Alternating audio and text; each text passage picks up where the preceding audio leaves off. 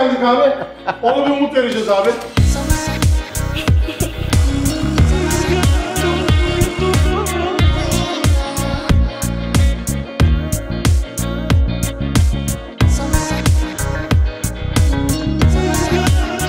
Başka bir şey demiyorsan bunu sarıyoruz. Evet, bunu sarıyoruz. GTR'ın bitiş tarihi bizim için belli oldu.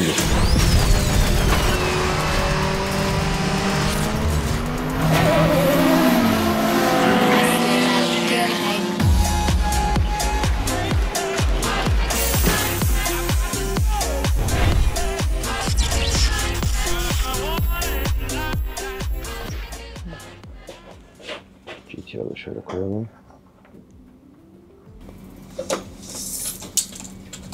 152.6 152.4 Nasıl ya? O daha yüksek görünüyor. değil. Al. 152 burası. 1, 2, 3, 4. Sen şahitsin. Bunlar değil. Demir yamuk. Millet o kadar tutuldu videoları. Demir yamuk abicim. Demirciyi mi çağıracağız şimdi? Yukarı Tokyo Garaj'dan herkese merhaba. Evet. Nerede kalmıştık? Asıl sen nerede kaldın? Sen nerede kaldın? Sen gelmedin bir türlü ya. Arıyorum, ulaşamıyorum. Telefonun başında çaresiz bekliyorum. Borçlarım birikti. İnsanlara diyorum ki bak gelecek. Bir de öyle bir patronum var ki Türkiye biliyor geldiğini. Hani geldi bugün gelmedi diyemiyorum hiç kimseye. Şimdi oradan buraya erken geldiğime mi sevineyim, erken geldiğime üzüleyim mi? Ben çok sevindim, kusura bakma. Hem biraz psikolojiyi toparlayayım dedim. Çok çalışmıştım. Çok beynim sulanmıştı. Oradaki motivasyon vesaire falan filan derken birazcık gelişimi erteledim. Fakat boşta durmadım. Biraz GTR için parça topladım. Orada. Aynen. Hem nostalji yaptım, hem içerik çıkardım, hem parça topladım. Güzel şeylerle geldim. Hadi bakalım. Her ne kadar videolarımız zamanla girmiş olsa da GTR ile ilgili, ben bayağıdır aslında GTR ile ilgili çalışamıyorum. Yoktum burada. Onları önceden çekmiştik. Şimdi güncel çalışmalara başladık. Yani şöyle söyleyeyim, ben şu anki anonsumu yapmadan 3 saat öncesinde arabanın başındaydım. Çalışmaya devam ediyordum. Fakat bu arada sana güzel bir haber vereyim. Arkadaşlar kanalımızda bunca zaman sonra ilk defa katıl butonunu, düğmesini açıyoruz. Katılla ilgili olacaklardan ben sana hızlıca bahsedeyim. Şu ana kadar izleyicilerimiz aslında hiçbir şeyden etkilenmeyecekler. Yani bugüne kadar video formatımızda ne izlediyseniz aynı formatta devam edeceğiz. Hiçbir şey kaçırmıyor olacaksınız. Ama şu videoları uzun koy. Uzun uzun izleyelim. Tüm detaylarını görelim diye mesajlar sürekli olarak alıyoruz. Ben şimdi videoyu bir koysam 2 saat, 3 saat bitmeyecek. Ve bu da bizim bütün algoritmamızı çökertecek. İnsan diyecek ki bu çok uzun, çok sıkıcı vesaire. O yüzden o kardeşlerimizi mutlu edelim diye çok cüzi, birinci seviyeden bir katıl butonu açtık. Tabii ki ilerleyen zamanlarda daha özel konular, içeriklere yöneliyor olabiliriz. Ama bu aşamada biz isteyen kadar... bir de şu var, uzun uzun koyduğumuz zaman da hem detayları görebilecekler, bir de daha rahat konuşabileceğiz. Değişik bir hal deniyor bu alakanın da anket tövbesi abla. Kim yapmış lan bunu? Niye fazla uzatmadan konuya girdim? Ustaların... Ay çok şükür artık beni kesmezsiniz yani. Ben 10 konuşuyorum, 1 koyuyorsunuz. Lütfen benim bütün şeylerimi koyun oraya. Ustaları bu kadar aşırı biplemek ve kesmek zorunda kalmayacağız. Beni de biplemek zorunda kalmayacak. Evet, seni de biplemek zorunda kalmayacağız. Çünkü 7'den 70'e herkese saygı duyup dikkatli kurgular yapıyoruz. İlla ki ağzımızdan laflar kaçıyor. Ama katılda böyle bir problem yaşamayacağımızı düşündüğüm için oraya gelen kişiler bunu kabul ederek gelecekleri için de biz de daha rahat kurgu yapabileceğiz. Kısacası katıl. Yapıştır ne varsa. Bu bölümün özetinden bahsedeyim arkadaşlar. Bunca zaman bölümlerimiz aksamasın diye onu taktık idaretten. Bunu sonra hallederiz. İşte şunu da bitirelim. Mesela atıyorum biraz sonra göreceksin. Enjektörleri takmıştık falan filan. Fakat bunlar çok birikti. Araba aslında her tarafı sıkılmamış. Her tarafı eksik bir halde. Bu son getirdiğim parçalarla beraber bütün problemleri çözüyoruz. Mesela patlak amortisörleri değiştiriyoruz. Kilitlenmiş rulmanları düzeltiyoruz falan filan. Orada da acayip bir olay oldu, biraz sonra söyleyeceğim. Bu bölümde sıkılmamış vidaları sıkıyoruz falan filan. Aslında artık atıyorum 41 bölümdür bu arabayı şu hale getirmeye çalıştık ya, çok eksikti. Fakat insanlar bunu görmüyordu. Biz bunlardan bir kurtulduk, sıyrıldık. Benim de içim rahatladı. Şu şekilde arabaya binsem, ben sana söyleyeyim, ikinci virajda zaten araba 5 parçaya bölünürdü. Her şey yamuk yamuktu. Bütün bunları yapmadan şimdi İskender'in ziyaretine gideceğim. Yani Büyük İskender. Büyük İskender. Adam büyük ya. Vallahi Büyük İskender doğru bir şey oldu. Yani o adama egzozcu diyemezsin. Yani kuyumcu da diyemezsin. Ne de yani sanatçı diyebilirsin. Yani bilmiyorum. Ne yaptı ki bu kadar? Yani adam efsane ya. Bir kaynak atıyor. Makine böyle kaynak atamaz herhalde. Yani acayip bir adam. Hazır mısın dedim. Hallederiz dedi. Sadece İskender'in 1,5 aylık bir dükkanda tadilat işi var. Yoksa İskender'in bölümünü bu bölüm yapacaktık. Ama biz tabii boş durmayacağız. İskender'den sonra yapacağımız işleri şimdi bitireceğiz. Öyle götüreceğiz. Ya benim hayalimde Adam için de jübile olacak galiba yani GTR. ya şimdi artık bu arabanın üstüne yapar bilmiyorum. Bu arabanın Vallahi üstü bu arabanın üstüne yapar bilmiyorum. 2 GTR yapması lazım. Ama hayalimi sana söyleyeyim. İskender'den sürerek çıkartmayı planlıyorum o bölümde. Onu da söyleyeyim. Bir dakika. Kara büyüyü biz çözdük. Ne? Biz çözdük. Ne? Buldunuz mu yaptığım büyüyü? Bulduk problemin ne olduğunu. Ne? Arabanın üzerinde çok gizli bir yerde, hatırlıyor musun Japon'da 13 olmaz diyorduk. Evet. 13 somun çıktı arabanın üzerine, söküp attık. Söktüğümüzden beri her işimiz rast gidiyor. Gerçekten mi? Japonya'da 13 çok uğursuz. Evet. Arabanın üzerinde 13 bir tane somun vardı. Söktük aldık. İşimiz çözüldü. İzle bak. İnanmıyorum. Çok da gizli bir yere koymuştum ama. En son buraya her şeyi istifledim. Araçlar dışarıda kalmasın diye. Clio buradaydı, Skyline buradaydı. Şimdi şöyle bir şey yapacağız. Arkada Pakize var. Pakize'nin işleri de başlayacak. En son o motor patlatmıştı. Kol çıkarmıştı biliyorsunuz. Kolları geldi. Onları falan ayarlayacağız. Dolayısıyla Pakize'yi çıkartıp GTR'ın sökümüne başlayacağım. Sökümünden kastım eksik parçalarını tamamlamam gerekiyor. Onları hallederiz. Pakize zaten Celil'de halledilecek. Bir aldığımız parçalara bakalım montajla ilgili. Coilover'larım geldi. Radyatörü bağlayacağım.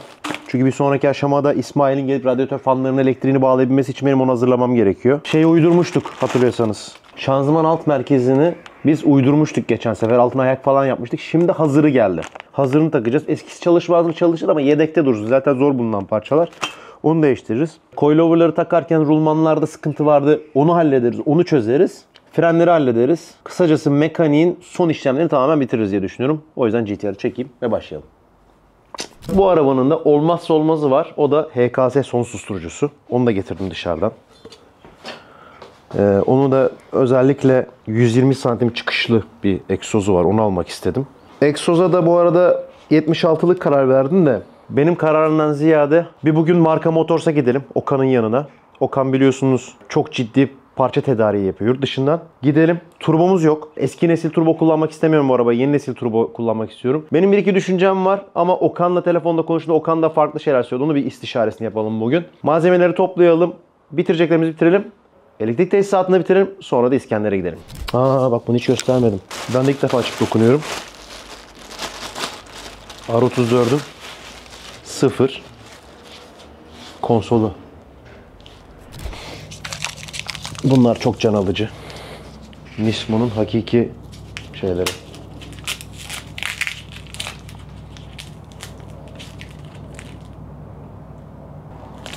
Yani bu arabaya hani kalkıp şimdi o kadar güç koyduktan sonra çakma bijon koymak şey istemezsin yani. Somun koymak istemezsin. Adamlar ne kullanıyorsa onu kullanmak istedim. Bu arabanın 3. hakiki Nismo parçaları. Şeylerden, minyallerden sonra. Ya küçük parça ama önemli bir parça işte bak. Bu da esas RB26 kapağımız. Koray'ın boyadığı. Tabii bunun çok özel bir hikayesi var.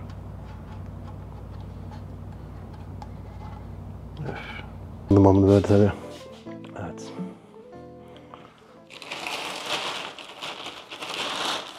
Hatta biz artık şeyi de takabileceğiz değil mi? Dur. Bekle. Bunun istişaresini yapmıştık. R33 mu R34 mu uyuyor diye de. Şimdi bu R34. Bunu konuşmuştuk daha önce. Bu olmuyor. R33 geri koyacağız.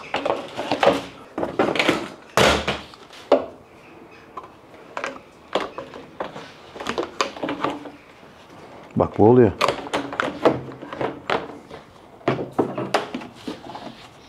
Bir garip oluyor ama. O kadar da olsun.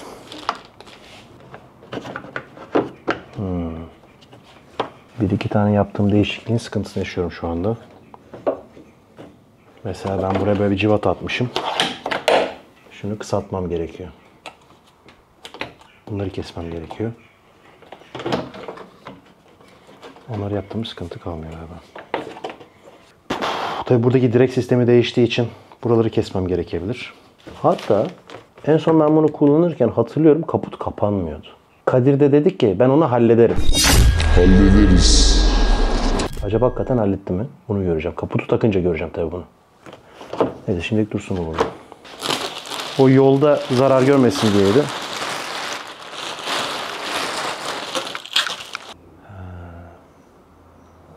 Sen de bilmiyorsun bu parçaları. Şimdi biz bu arabaya tavanı vesaire parçaları getirirken tabii ki kapı çıtaları da geldi. Ama kapı çıtalarının gelin görün üzerindeki şu ezikleri bir türlü toparlayamadık abiciğim. Ve toparlayamayacağız. Bu lanet parçalar da bulunmuyor. Şu anda bulunmuyorlar. Bir tane tek taraf buldum. Bu arada anasının nikahı ucuz da parçalar değil. Fakat ben şu an bunlara para harcarsam eğer arabayı tamamlamam gereken diğer şeyleri harcayamayacağım. O yüzden ben bunlara şöyle bir çözüm buldum. Bunlar bir müddet daha durabilir. Bazı insanların midesini bulandıracak biliyorum ama önemli olan projenin ilerlemesi. Ona da şöyle bir çözüm getirdim. Madem ki ben o parçaları bulamıyorum. Bunlar Nissan'ın kendi rüzgarlıkları. Şöyle. Nissan'dan bunları sipariş ettim. Bence arabaya farklı bir hava kattı ve o sorunumuzu da bir müddetliğine gizledi. Ya bunu göstermezdim, kimsenin haberi olmazdı ama ya insanların videoları gözüne çarpıyor. Ben de gizlemeyi seven bir insan değilim. O yüzden şu anda böyle bir çözüm buldum buna. Ayrıca arabayı da daha kaslı gösterecek. Bu arada düzeltilmiş hali. Çok kötü durumdaydı bunlar. Yani bugün soruyor insanlar hani maliyet soruyorlar bana da ben tutamıyorum abi ucunu. Hani oturup hakikaten hepsini tane tane yazarsam ya şu kalan son siyahları da gönderirim diye düşünüyorum. Hani o hesap çıktığı zaman ortaya. Yani bu arabaya artık ne harcadım ben de bilmiyorum. Ama bu arabanın fabrikadan çıktığı zaman satıldığı paranın 2 katından fazlasını harcadım biliyorum. Atıyorum 55.000 dolara mı satıldı? Yani onun çok üstünü harcadım biliyorum üstüne yani. Hani akıllı kardeşlerim diyor ya bir tane yurt dışına alıp getiremedin mi diye. Hadi ben bunu krikoya alayım. Başlayalım sökmeye.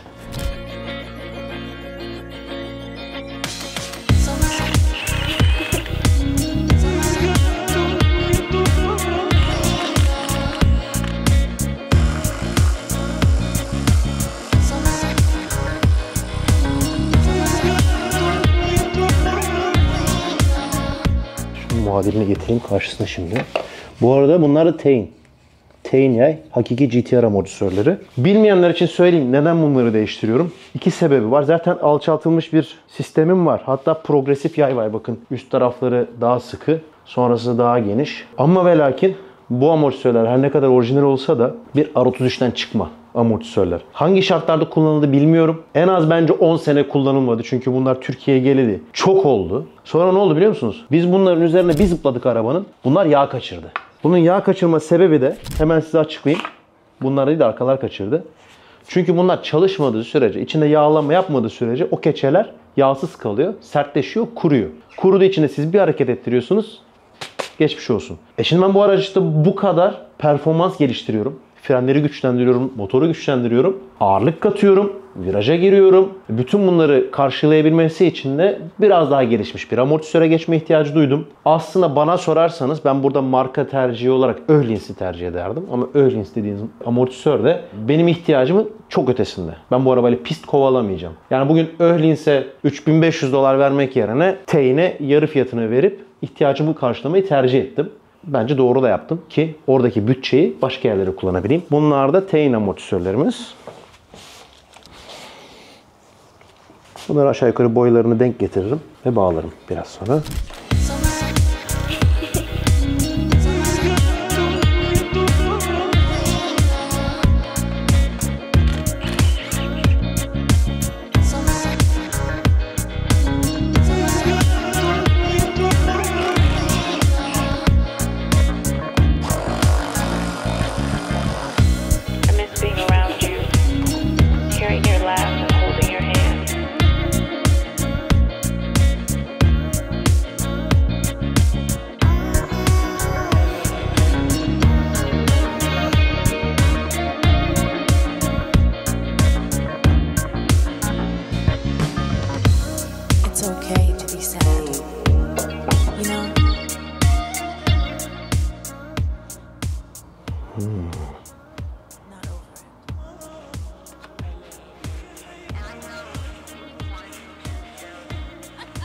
Ben bu kapağı değiştirdim ya. Bu kapak orayı karşılamadı. Kapak çıkacak. Burası kesilecek. Düz kaynayacak. Yeni iş çıktı. Bir tane mi altak parçam olmaz? Bu iş biraz sıkmaya da başladı. Yani biraz sıkmaya da başladı. Yani insanın sabrı da bir yere kadar dayanıyor galiba.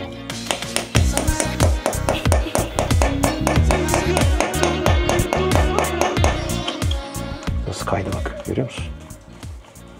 Sıkıntısız döndü. Mesela bunları şunların olmadığını zannedip sıfır sipariş ettim. Tane kadar bekledim. Geldi sonra bunlar çıktı ortaya.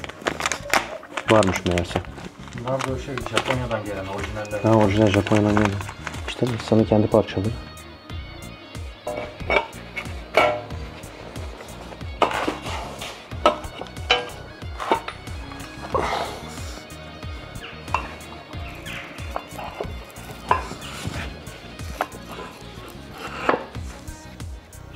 Diskler dışarıda kalıyor. Daha büyük disk lazım bize. Böyle taktığım zaman bunu bir boy büyük disk gerekiyor bundan.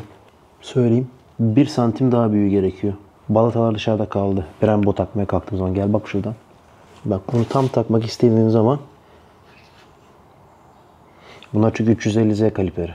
Yani balata yukarıda bitiyor, disk aşağıda kalıyor. Yani ben bunu taktığım zaman bu böyle olacak. Dolayısıyla şu aşamada yeni disk bulana kadar bu frenleri kullanamayacağım. Bu da şu demek oluyor. Benim bunları 12 milimden 14 milime çıkartmam yersiz. Şu an öyle bir işlem yapmayacağız. Bu ileride upgrade olacak. Buna zaman kaybetmeyelim daha fazla. 12'leri takarak devam edelim.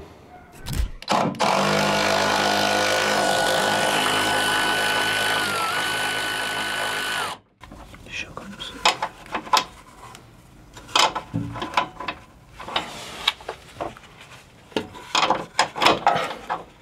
13'ünü de verir misin? Allah Allah. Paraya cıvata karışmış. Ben fark etmemişim. Ve çok utandım şu anda.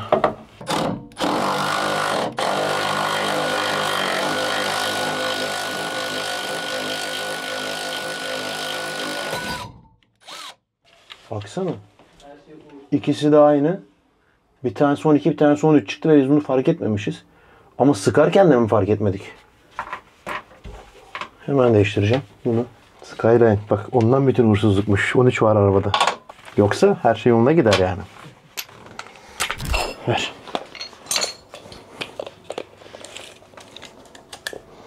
Kırka titriyor bak. Neyse. Hadi devam. Ha bitti arka. Amortisörler tamam. Arka kaliperleri takalım o da bitsin.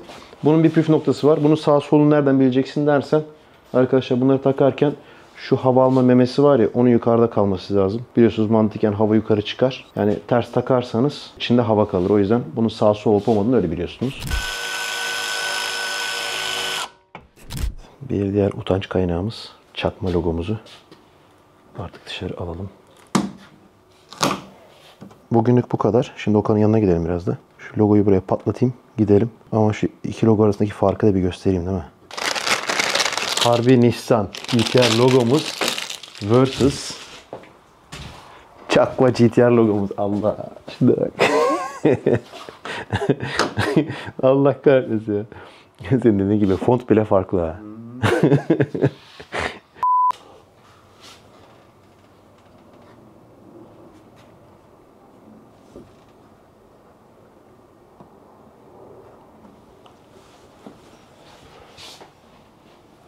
Oğlum harbi çok güzel duruyor. Bu farklı bir şey ya. Eskisi ne alaka yani? Tamam değil mi? Baksana sen de. Ondan sonra takipten çıkarlar. Yemin ederim biraz yamuk olsun. Büyük küfür ederler. Abi tamam duruyor ya evet. Bence de tamam. Tamam abi. Hadi bakalım.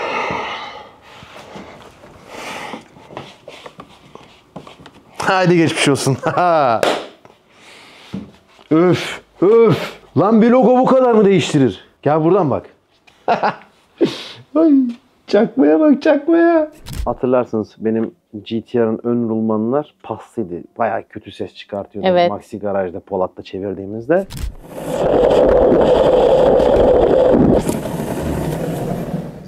Bunları bir gün değiştireceğiz falan filan. Herkes unuttu onu.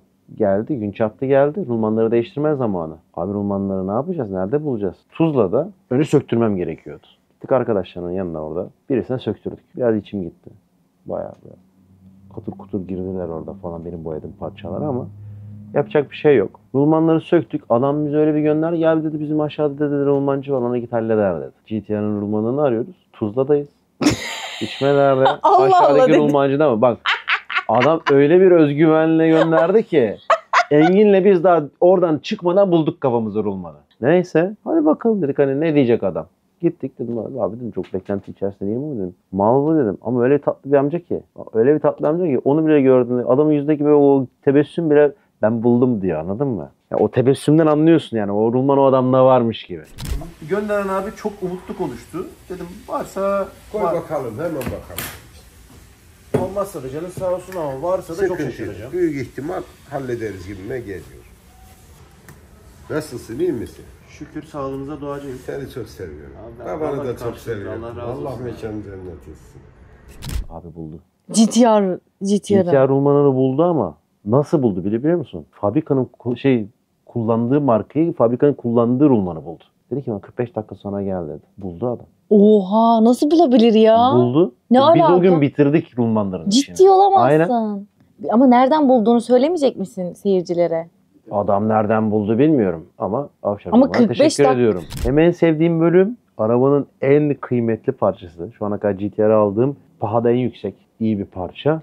Turbosu. Yani fakat turboyu da öyle bir seçmem lazım ki ben ne istiyorum? Arabadan beklentim ne? Çok yüksek güç mü? Erken gelen güç mü? Ne? Yani nedir o? Bunu istişare etmek için de bu konularda bilgili Marka Motors'a Okan'ın yanına gittim. Hatta Panda da geldi oraya. Hoş bir sohbet oldu. İzle bak. Maslak Atatürk Otosanayi'deyiz. Marka Motors'a geldim. Okan Turan'ın yanına. Şu an piyasadaki birçok aracın parçasını Okan tedarik ettiği için zaten konular oldukça hakim. Şimdi bugün bir istişare edelim. Bakalım fikirlerimiz uyuşacak mı? Buradan istediğimiz parçalarla çıkabilecek miyiz? Geçelim. Hayırlı olsun öncelikle. Sağ olsun yavrum. CV'yi gönderdim, bunu aldım. Civic gitti bu geldi ya. Değişiklik iyidir her zaman. Valla ben de tam sana aslında turbo konusu için geldim. Hoş geldin kanka. Biraz seninle istişare yapmamız lazım. Turbo dediğin zaman her yer turbo. Evet, Ne ama lazımsa arabana göre bir turbo elbette bu seçeriz. yeni nesile hiç hakim değilim. Onu söyleyeyim. Ben en son Gen 2'lerde kaldım. GT2 serilerinde Kanka kaldım. yeni nesil gerçekten çok başarılılar şu an. Yani daha erken spool ediyor ve güç bantları ne yazıyorsa o güç bantına kadar kalıyor. Eskiden nasıldı? 30-76 alıyorduk. 30-76'm var mesela şu an 30-76 benim. alıyorduk.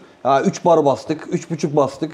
Ya basıyoruz da belli bir yerden sonra ne oluyordu? Vermiyor gücü. Vermiyor güç. Sıcak hava üflüyor. Ama bunlarda yüksek basınçlarla değil de daha düşük basınçlarla daha fazla güçler elde edebiliyorsun. Onun da sebebi adam mesela şey demiş. G35 900 demiş. Gerçekten dyno eğrisine baktığın zaman 35 900'ü 2.5 bar basarak yani tabi arabanın setup'ına göre de değişiyor da vermiş olduğu güçleri daha düşük basınçlarda alabiliyorsun. Bu arada bu G30, G35 dediğimiz arkadaşlar turboların boy farklılıkları. Modelleri. G30 mesela bu boyutlarda ise G35 biraz daha büyük. G42 var değil mi ondan sonra? G40 İnceleyelim var. istersen. Olur, inceleyelim. Şimdi RB26'yı RB28 yaptık. 2800 cc oldu aracımız. Tamamdır. Yarış arabası değil bu. Günlük kullanılacak arabası. cadde arabası. Ama biz motoru yaparken hani 1000 beygir ve üzeri setup'ta yaptık zaten. Stroker kitimiz, egzantriğimiz, yayımız, şapkamız, her şeyimiz zaten Ama yapıldı. oralarda şeyimiz yok. Daha çok caddede Gözümüz günlük yok. Keyfiyle bineceğiz. Gözümüz Tamam. yok. Yani biz bu arabayı yaptık, uzun ömürlü olsun istiyoruz. Daha Yaptık sağlıklı ama bir şekilde. hani şimdi ben ilk motor yaptığımda 1000 beygir, işte 10.000 devirlik motor diye yaptım. Potansiyeli var mı? Var. Genellikle hepimiz aynı değil mi? Araba her şeyin en iyisi olsun ama sağlıklı şekilde Aynen. burada binelim vaziyetinde. Aynen. Ya ben de genellikle aynısını yapıyorum. Kafamdakini sana söyleyeyim. Kafamdaki abi özel bir buluşma oldu. Arabanın şeyini göstermek için. Bir Çatara- 900'ü görebilelim. Çatara patara Evet, gitsin hani diye. alkol girdik mi Sıkıntı bir yok. 900'ü görebilelim. Ama 900'de kullanmayacağız biz bu Kullanmayalım. arada. Şimdi şöyle bir şey. Cadde arabasını kullandığın zaman altların daha iyi olsun istiyoruz her zaman. Daha erken spool etsin dediğinde şimdi şöyle göstereyim ben sana. Tamam. Kankam bu 68 binin bir turbo. 68-62. Bu 1050 beygire kadar, 1050 HP'ye kadar destekleyen bir turbo. Alkolle binelim değil mi? Tabii yani? ki. Bu da 35-900. Bu da 62-62. Aslında egzoz tarafları aynı. Ön palleri bunun 62 binin, bu 68 binin. RB biliyorsun biraz daha turbolarda daha geç gelen bir araba. Evet, yani çok- mesela çok hızlı gelmiyor. JZ'lere nazaran daha geç dolduruyor. Yani ben kullanacak olsam 3900 kullanırım caddede. Çatara patara olur sürekli. Her daim her yerde turbon alttan spool etmiş olur. Var mı? Ama 3900 var mı? 3900 de var. Görkem 3900'ü de versene. Sol en baştaki. Hemen şöyle koyalım onu da. Şimdi karşısına da bakayım ne farklarına, ne fark var. Aslında görünüş çok bir aşırı bir fark yok. Görüntüde fark yok. Şurası Şeyler paller farklı. pal milimetresi. Bunun daha biraz daha küçük. Aynen, Bunun biraz paller daha büyük. farklı. Bu kaç milim? Aslında ikisi de Bu mesela 62 bu dedin. 35-900 olarak geçiyor. Bu da 3900 olarak geçiyor. İkisi de 900 beygirlik İkisi de turbo. 9 beygiri destekliyor. Ama şöyle söyleyeyim. Yüksek hacimli arabalarda daha erken spoolenen arabalarda mesela şu G35-900. Yani 900 bandını istiyorsan. Ama ben oyuncak gibi kullanmak istiyorum arabayı diyorsan, her bastığımda araba spool edip daha sert gelsin istiyorsan o da bu. Bu ikisi o kadar fark ediyor mu gerçekten ya? 2000'in falan oynuyor aralarında. 58 olması lazım. Bunun ön palleri aynı. 62 binim ikisi de. Bunun. Aynen. Bu da Bunun da. 62 binim, o da 62 binim. Egzoz kısımları farklı. Bunun egzoz kısmı da 62, onun egzoz kısmı 55 binim. Yani 62 Bu daha 55 çabuk gibi dolduruyor giriyor. dolayısıyla. O daha çabuk dolar. Yani ben eğlenmek istiyorsam, caddede binmek istiyorsam, çok fazla güçlerde de gözüm yoksa ben en baştakini takarım. Abi şimdi bak. Ya sen driftçi adamsın. Bastığın Ama bu zaman- araba drift arabası Ya değil. fark etmiyor ama bastığın zaman böyle bir hissiyat istersin. Düz yolda alttan gaza oturduğunda araba böyle bir yan Tabii. gitsin, bir GTR dediğin zaman Abi şimdi yanıma Evo'lar gelecek, Subaru'lar gelecek, Supra gelecek. Şimdi kalkıp ben de GTR yapmışım. Fanboylara çok da fazla şey bırakmak istemiyorum. Supracılara böyle vay geçildi meçildi. Ya Ama işin esprisi. o zaman şöyle yapacağız. İşimizi garantiye alacağız. Daha sonrası için de söyleyeyim ben sana. 35-900 takacağız. 62-62. Bak ben buna ikna olmak üzereydim. Tamam, ben seni bunu ikna edeceğim. 62-62 takacağız. Yarın öbür gün senin istediğin güçlerde de tamam artık bu arabayı biraz daha kuvvetlendirelim, dyno'da binli rakamları görelim vesaire diyorsan sadece ön tarafını değiştiririz. Bunların kıçları aynı mı? Aynı. Peki şuna bir mola verelim. AR'ye gelelim. Araya gelelim. Bu egzantrikli bir araba. Yüksek Egzantrikli devirim bir var. araba ve 6 silindir araba olduğu için 1.01 tavsiye ederim ben sana. Zaten 3 tane seçeneği var. Bunların büyüklüğünden bahsediyoruz. Yani arka Egzoz tarafın kısımlarının egzoz kısmının büyüklüğünden bahsediyoruz. Zaten 3 şu tane anda. seçeneği var. 0.61 var, 0.83 var, 1.01 var. 1.01 arabanın EGT'sini de düşür, daha rahat tahliye eder. Yani 1.0 arkası 1.0 olacak bir turboyla sen bana 35 öneriyorsun. 35-900.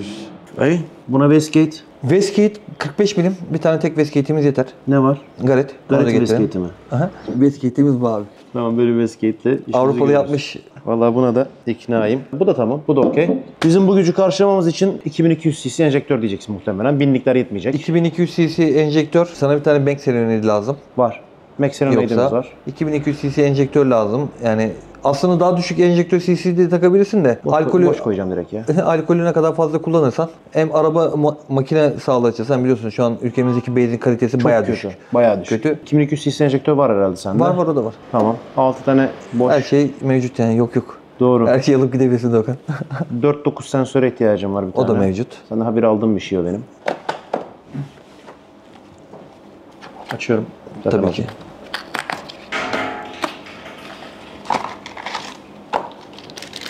Aynen. Buna ben şimdi altına üstüne yüzük yapacağım. Bunun bu tip tek tip şey kare değil. Tabii kare değil bunlar. EV1 olması lazım. Tamam. Bu da bizim meşhur. Tamam. Sürekli bozulan oksijen sensörlerimizden. Ha. Sen kayıtta mısın? Ama seviyoruz biz burada.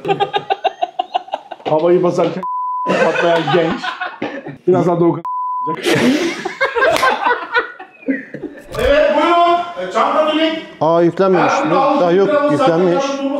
Yüklenmiş abi. Hepsi bizde abi. Evet abi bugün Doğukan'a geldik abi. Ona bir umut vereceğiz abi. İnanacak abi. %50 mutluluklu. Bak gör bak abi bak abi. Bak abi evet abi bak gülüyor şimdiden gülüyor görüyor musun? Gözlük çıktı bir dakika. Aferesine bakıyorum Doğukan'ın. Üfle lan. Heh tamam gördün mü abi bak. Bak o bile mutlu. Sen niye olmuyorsun? Kaç beygir abi araban? Bisikletin mi var? Gel bu beni kandırıyor. Araya gireyim o zaman. Gel. 35-900. Bana kalsa 40.150 tak ama sen öyle gazlayan değil. Sen drift için yapmıyorsun değil mi bunu? Yolda yapacaksın. Hayır ya yok ya 2-3 kere yüksek sıkarız. Abi o zaman 35-900 al. 35-900. Ha veya 1150 al. 150'ye girmeyelim. Ona da gerek yok. Yani Supra'da nerede geliyor? 4000'de full boost oluyor. Abi RB çabuk dolmuyor biliyorsun. İşte onun için söylüyorum. 35-900 RB'nin veci. Olur. 35-9 güzel ya. Ya gerçi benim mantık biraz farklı oldu paralar ama Nasıl? Oldu senin. 83 olmaz 1 olsun. Yok 1.01 Yok yaptı. 1.01'e çıkacağız. Ya abi 3 litresin neredeyse anladın mı? Evet. Devir de dönebiliyorsun. Devir de dönüyorum. Egzantrik de var. Zaten o zaman arkayı küçültürsen olmayacak. Küçültmeyeceğiz. Arkayı 1.01 koyacağız. yapacağız. Ya tamam yani mesela atıyorum sen 40.150 alıp 82 ara alsan şeyin büyüyecek. Şuran büyüyecek.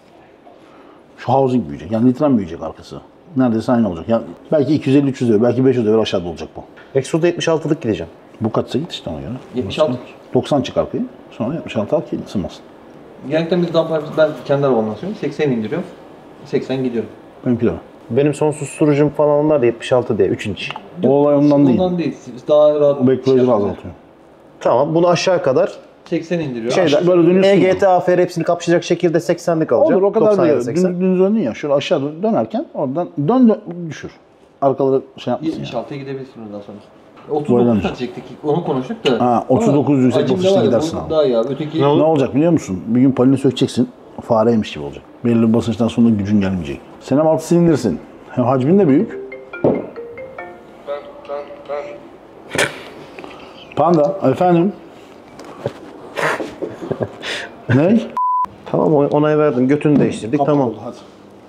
Başka O bir şey zaman- demiyorsan bunu sarıyoruz. Evet bunu sarıyoruz. Akif geldi. Akif Impala'yı almaya geldi bizim Muhittin'e. Sen dedim dur. Seninle işimiz vardı biraz. İşi onun Air süspansiyon ya. Evet. Hani süspansiyondan kaptım ben onu dedim gel GTR'ın dedim şu işlerini beraber bitirelim. Ben birisiyle çalıştım ama hızlı çalışıyorum. Yani işi bilen böyle şey olduğu zaman. Bir daldık arabaya. Çak toparladık. Valla güzel haber. Onu da söyleyeyim. Arkadaşlar biz yaptık, hesapladık, kağıda döktük, toplantılar yaptık. GTR'ın bitiş tarihi bizim için belli oldu. Çok heyecanlı. Son bölümlerdeyiz bu arada bitiş tarihi için. Ondan sonrasında tabii GTR'ı bitirir miyiz, bitirmez miyiz? Modifiyeler devam eder mi, etmez mi? Artık size de bağlı olarak kararlaşacak. Ama bir şey kalmadı. Şu anda tarihi paylaşmıyorum. Sebebi ise ustaların ister istemez bizi erteleme durumları oluyor. O yüzden şu önümüzdeki birkaç gün, birkaç hafta içerisinde eğer ki çok ertelemeye maruz kalmazsak ilerleyen bölümlerde açıklayacağız. Ama çok yakın bir tarih. Çok yakın tarihte GTR'ı bitiriyoruz. Bu müjdeyi sizlerle paylaşmak istedim. Vallahi sonunda be. Hiç düşünmüyordum şu günleri göreceğimizi. Gördük. Bugün büyük oranda şansımız yaver gitti. Skyline'ın ön poryo rulmanlarını, evet, Skyline'ın poryolarının bilyalarını birebir aynısını bulduk. Hatta fabrikanın tedarik ettiği firmadan bulduk. Tüm ölçüleri aynısını bulduk. Çaktırdık poryoyu. Şaşkınım. Yani sen kalk Skyline'ın rulmanını Tuzla İçmeler Sanayi'de bul. Bak sen. Bulduk mu bulduk, taktırdık mı taktırdık. Derken rot başlarında boşluk vardı. Çünkü biz buna S14 rot başları koymuştuk. Onları da göstereyim bak. Şunlar S14'ün rot başları ince. Bak bu kalın. Fark çok ciddi. Kameraya ne kadar yansıttığını bilmiyorum ama. Bunu bir sıktık, körük parçalandı. Bu daha sıfır ha. Sıkınca dibine oturdu. Başka bir otomobilinkini bulduk. Isuzu D-Max'in 2012 modelinin oldu. Tek farkı bu daha uzun, bu daha kısa. O da bizim rot kolumuzu etkileyecek. O olursa yani dişler kurtarırsa bunu kullanacağız. Olmazsa gideceğiz daha uzun rot kol alacağız arabaya. Yani ön takım neredeyse bugün bitiyor. Yani yaparsak bitiyor. Montelerim bitsin.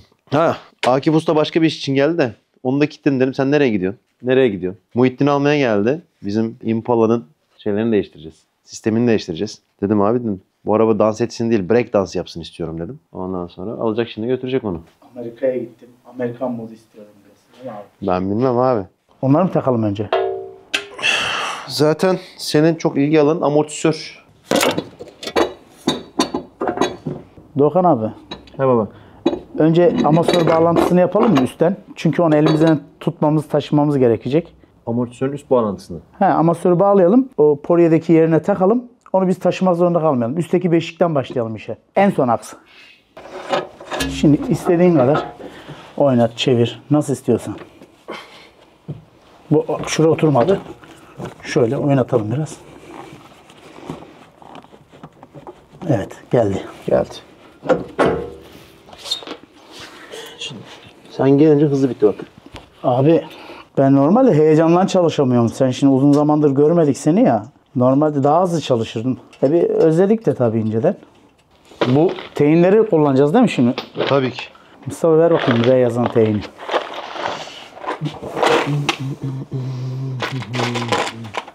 Abi bunlar var ya, of diyorum ya. Adam vuruyorlar, birbirlerini vuruyor millet bunun için ya. Japonya'da var ya, harikiri yapıyorlar ya.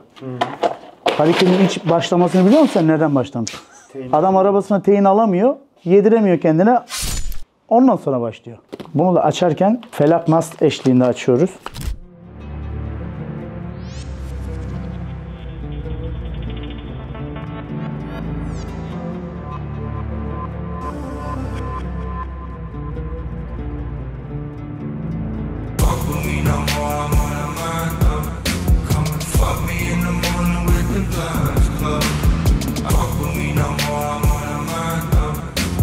Fuck me in the morning with the guns club.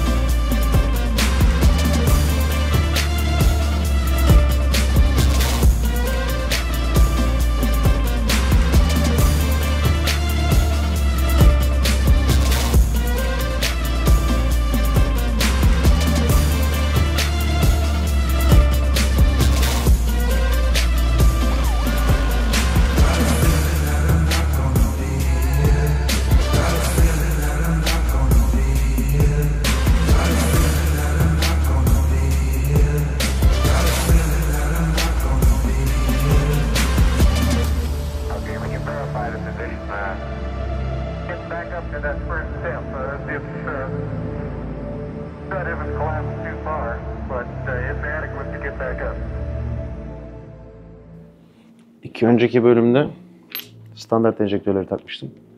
Hatta demiştim ki ilerleyelim. Enjektörler gelince düzeltiriz diye. Şimdi enjektörlerimizi değiştireceğiz. Şimdi hemen durumu özetleyeyim. Bunlar benim daha önceden kullandığım, yarış arabasında kullandığım 1050 cc'lik enjektörler. Hatta şu kutudaki bozuk. Bir tanesi bozuk diye tahmin ediyoruz. İşaret koydum üzerine bunun. Kitleme yapıyor diye şu yeşilli olan. Bugün bu enjektörlerin şu dış haznelerinden faydalanacağız. Onun yerine aldığım 2200 cc'lik enjektörleri koyacağız. Sıfır enjektörlerim burada.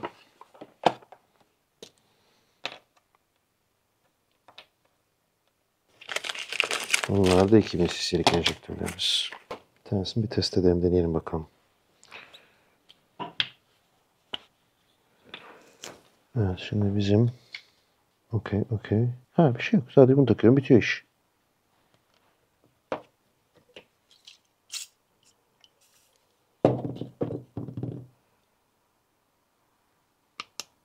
Bu kadar mı? Bitti mi yani? Şu O-ringleri yenilerim. Bitti, hazır. Bu kadarmış.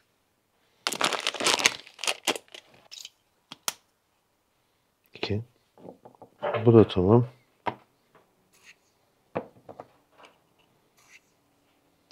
Evet, arabaya 6 tane sıfır enjektörümüz hazır.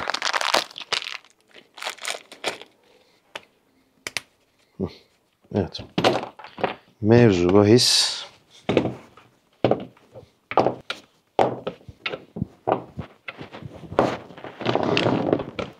Bunlar bu O-ringle nasıl duracak burada? Güzel geçecek mi sıkı sıkıya? Hayır. Bunları yenileyeceğiz abiciğim.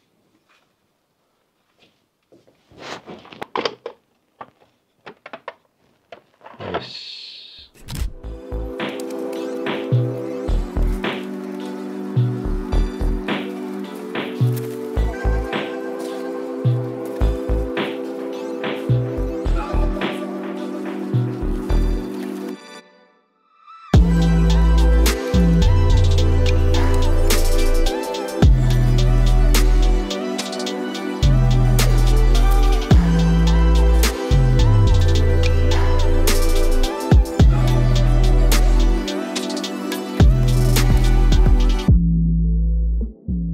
Hepsinin hissiyatı güzel. Şuralar biraz fazla yumuşak geldi bana, o kadar. Ama onun dışında güzel geldi. Bence onu Ahmet'e bırakayım. Ha, biraz ince işleri de Evet, bir çorumlu değsin. Ahmet baksın ona da biraz. Enjektörler de bitti. Bir şey kalmadı. Araba bitti. O zaman ben aküyü getireyim. Akü alayım ben. Ne yapalım, bu kadar işte. Şey diyeceğim, arkaya o GTR'ı astın en başta. Hiçbir şey söylemedim onun tabii hakkında. ki. O kadar heyecana kaptırdım ki kendimi. Arkadaşlar, sizlere yeni ürünümüzü tanıtıyorum. Bu gördükleriniz, bu cold startlar aslında bir anahtarlık serisi. Verir misin lütfen? Buyurun efendim. Evet, şu anahtarlıklardan 8'i seri olarak başlatıyoruz. Ama şöyle söyleyeyim sana.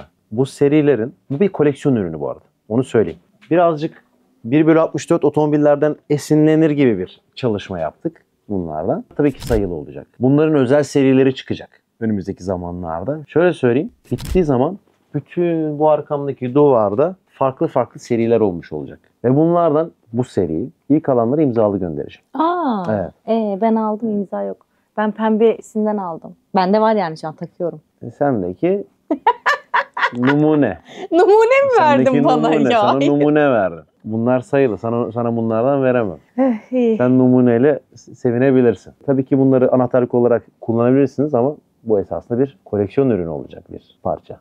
Ve tabii periyodik olarak yeni yeni seriler çıkacak, birbirlerini tamamlayan. Bu sadece ilk starter kit gibi düşün. Bu zaten DM Selections diye geçiyor. Ama tabii bununla ilgili ilerleyen zamanlarda GTR ile ilgili bir sürprizimiz de olacak. Aa, iyi hadi. Bekliyoruz. Bayrağın altına DM46 yapıyor. O da mı senin ürünün? Önce bundan biraz bahsedelim. Onu sonra anlatırım ben sana. Hadi. Nice check.